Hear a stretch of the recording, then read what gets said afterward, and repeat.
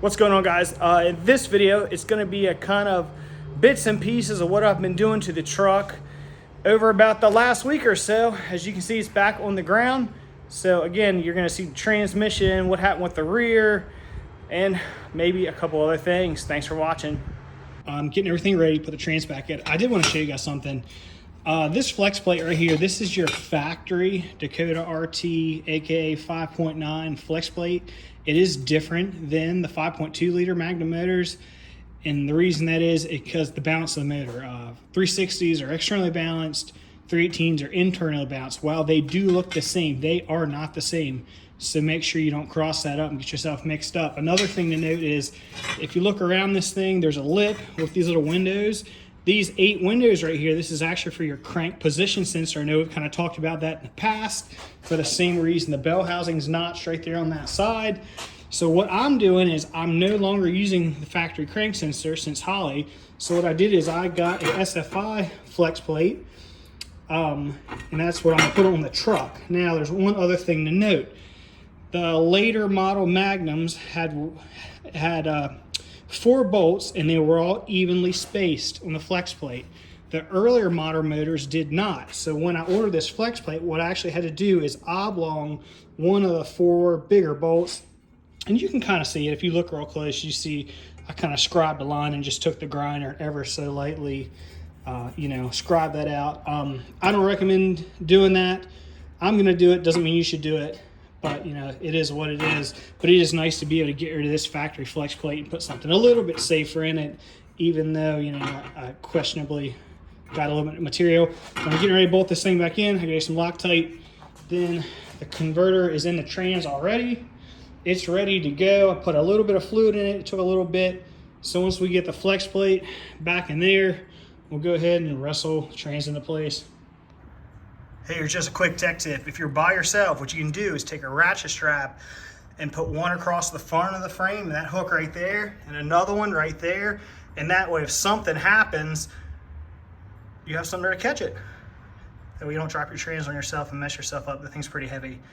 Also use those straps to get it up off the ground initially to get the jack under it. But I just figured I'd show you guys real quick. I want to show you something real quick while I'm under here. Anytime you're putting an automatic transmission in, you need to check this distance between the converter and the flex plate. See how I can move the converter right now with the bell housing bolt up to the motor? This is what you want. There should be a gap here. If there is not a gap here, whatever you do, do not force this transmission onto that motor by the bolts. That means you don't have something, or I'm sorry, you have something incorrect. Your converter most likely isn't splined all the way in. You could break off the ears in the pump, or do some damage to the input shaft possibly. So what you're looking for is you're able to move that converter like this, and you see about a 1/4 inch gap. So I just want to show you that. That doesn't apply just to the Dodges. Pretty much any auto trans you should do this with when you're done. So I just want to show you guys that real quick, if you've never messed with this kind of stuff before. All right, update time. Transmission's back in.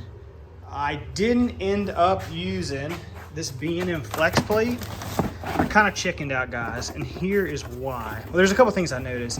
When I went to bolt the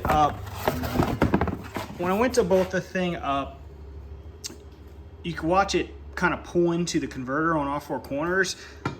So I freaked out, and I was like, well, I don't know if I want to roll the dice with that, and I pulled the thing out. Now, what I can tell you about it, and if you can see this, you hear that noise right there? That thing doesn't sit flush. It is not flush up against the ground. So that could have been some of it right there, because it's a stamped piece of steel. The other thing about it is the raised part right here, I was kind of worried that it was hitting on the converter, and maybe that was causing it to pull. Maybe I could have got away with it and just left the thing in there. Maybe not. I really ended up just throwing the stock one back in there. So that's one of those things where, you guys are, learn with me. But anyway, other than that, trans is back installed. You can see it right there. I got it in there. I didn't really video any of that, besides the stuff with the flex plate I was talking about. It's, whatever. It is what it is. Now, there's our low car lock and dipstick. Believe it or not, if you have these two studs on your factory firewall, it actually fits right between them. I shimmed it out a little bit. I did have to cut about 2 inches out of it to lower it down. I don't think it's gonna hit the hood. It's almost level with the wiper cowl. You know, you can see kind of the witness marks in there. So that should be fine. You know, if push come to shove, I could probably oblong this and push it down a little bit more. It does touch the body a little bit. I mean, I could pull it away. You can see down there. I could pull it away if I needed to. I might at least wrap a piece of rubber hose around that short section just so it doesn't rub the paint off. Other than that, I do like it.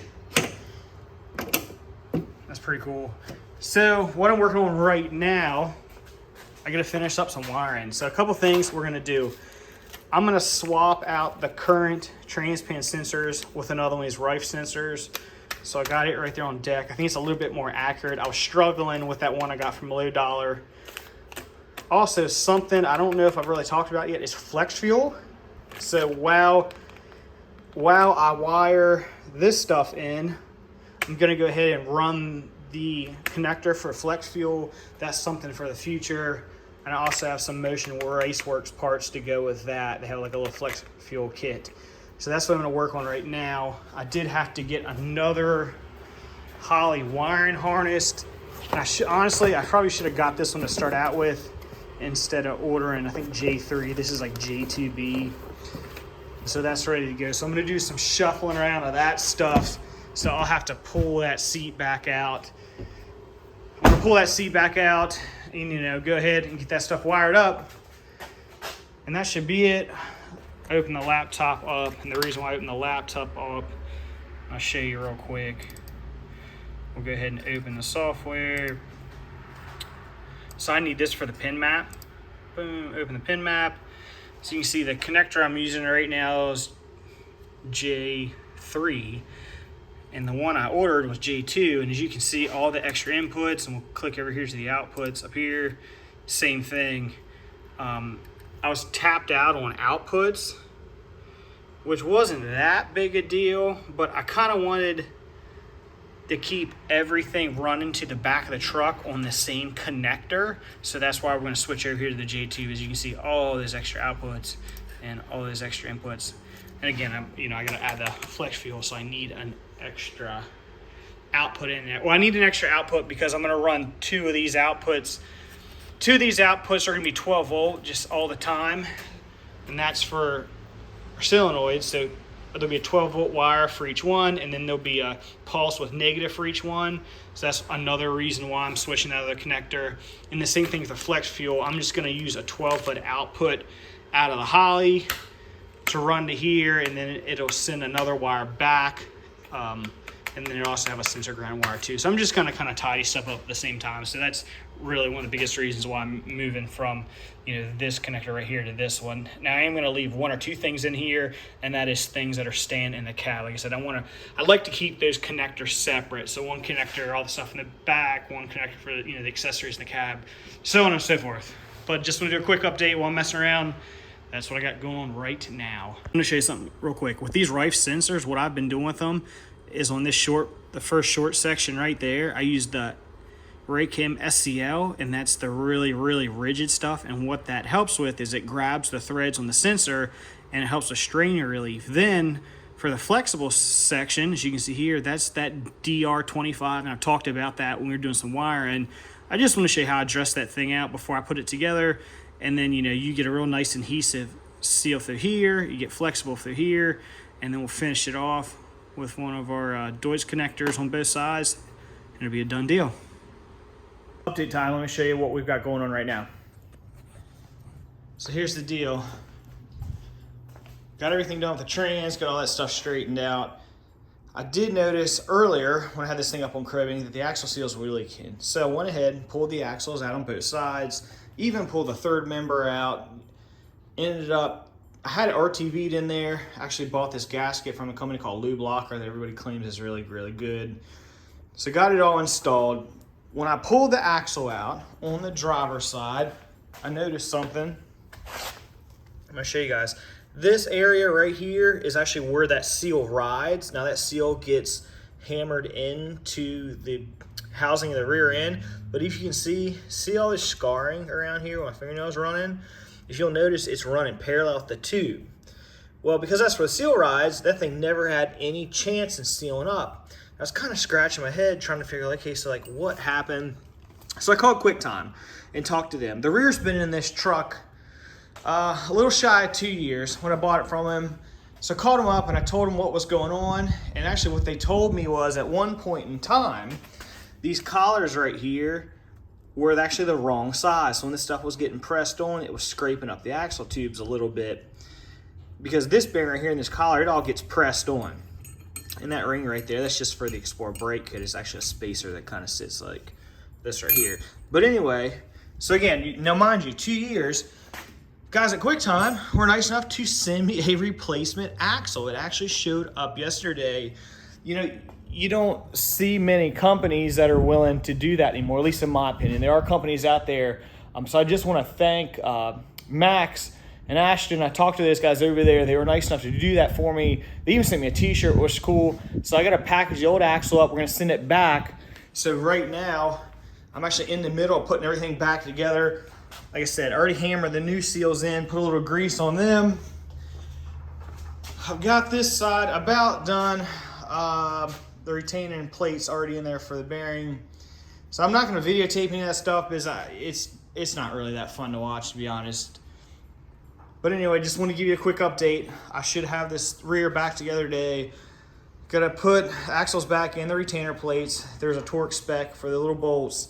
Fill it up with oil, and then for the most part, we'll be ready to put the bed back on it. Oh, also, for some reason the tail shaft seal's leaking. So I got one of those in that box right there. I gotta replace it, but that's only gonna take a couple minutes. So let me get after it.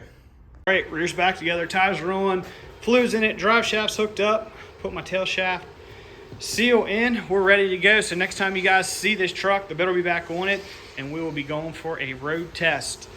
As always, guys, thanks for watching. I really appreciate it. If you have any questions about the Dakota or maybe something I can help you with, feel free to ask. It's no big deal. I don't mind. That's kind of why I'm doing this, just to kind of give, you know, anybody help that needs help or ideas or whatever. So again, thanks for watching. See you next time.